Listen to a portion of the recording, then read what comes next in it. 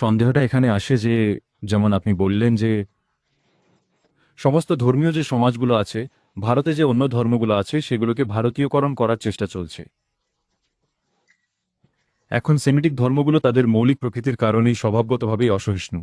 আপনিও এইমাত্র ঠিক সেই কথাই বললেন। তাহলে তাদের প্রতি অ্যাপোলজেটিক বা ক্ষমাশীল হওয়ার প্রয়োজন কি? রাষ্ট্রীয় মুসলিম মোর্চা বা কি? ওটা কেন চালাবেন? ওদের স্বদেশী মুসলিম। মূল মূল্যবোধ আলাদা।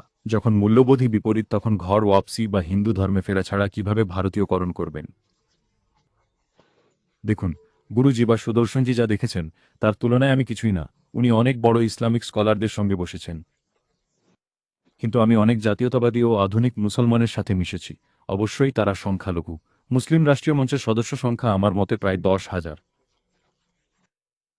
কিন্তু এই 10,000 জনই 1 মিলিয়ন সই জোগাড়ও করেছিল 3 তালাক প্রথাটি সম্পূর্ণরূপে তুলে দেওয়ার জন্য। শিক্ষা ব্যবস্থার আমূল সংস্কার সাধনের জন্য তারা সচেষ্ট ছিল। তাই দেখুন, এমন আঁটোসাঁটো সমাজ থেকে এদের বেরিয়ে আসা খুব কঠিন। আর সমাজচ্যুত হওয়ার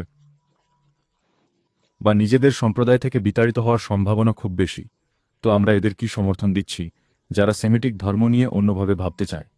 শেষ পর্যন্ত কিছু লোক তো আছে যারা খুব খোলামেলাভাবে বলে যে কোরআন ছাড়া আর কোনো ঐশ্বরিক বাণী নেই, শরিয়া ঐশ্বরিক বাণী নয়, হাদিসও ঐশ্বরিক বাণী নয়। এগুলোকে পবিত্র বলে মানা বন্ধ করতে হবে। আর আমাদের পরিষ্কার হতে হবে যে কোরআনের কিছু অংশ